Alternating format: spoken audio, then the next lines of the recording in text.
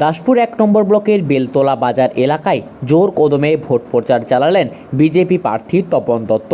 এদিন দলীয় কর্মী সমর্থকদের সঙ্গে নিয়ে তিনি এলাকায় বাড়ি বাড়ি ঘুরে সাধারণ মানুষের সঙ্গে কথা বললেন, তাদের সমস্যার কথা শোনেন, পাশাপাশি আসন্ন নির্বাচনে নিজের পক্ষে সমর্থন প্রার্থনা করেন। প্রচারে খুবই ভালো সারা, মানুষের যে আস্থা রয়েছে বিজেপির উপর সেটা আমরা প্রচারে যে সচক্ষ দেখতে পাচ্ছি। মানুষরা, আমরা যখন কারো দোকানে কারো এলাকায় প্রচারে যাচ্ছি, তারা নিজেরাই স্বইচ্ছায় বলছে এবারে পরিবর্তন করব এবং বিজেপিকে ভোট দেবো। দাসপুর তো আগে থেকেই তৃণমূলের সিট, সেক্ষেত্রে জয় কি ছিনিয়ে আনতে পারবেন?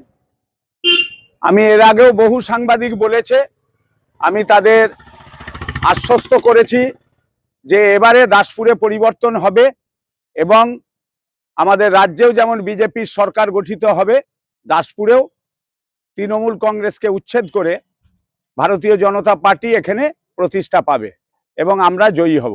একই জায়গার প্রার্থী দুজনে এবং আগে থেকে দুই বন্ধু, ভালো সম্পর্ক, সেক্ষেত্রে কি লড়াইয়ে কোনো অসুবিধা হচ্ছে?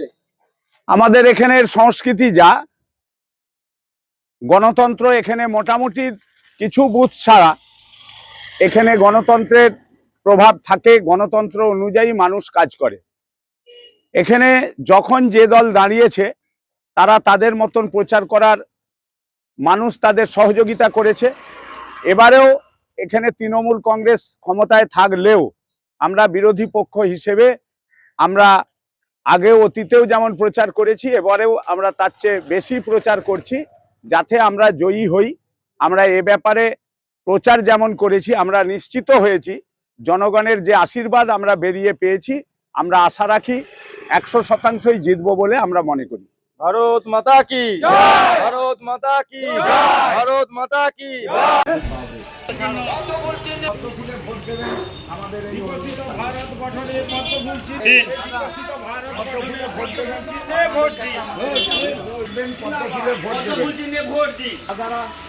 আমি প্রার্থী, বিজেপি পদ্ম ফুলে ভোট দেবেন, পশ্চিমবঙ্গকে রক্ষা করবেন। যেখানে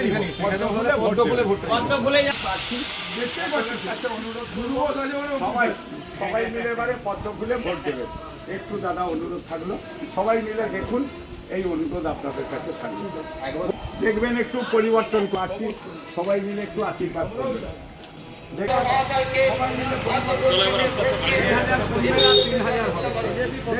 আগামী 1 এপ্রিল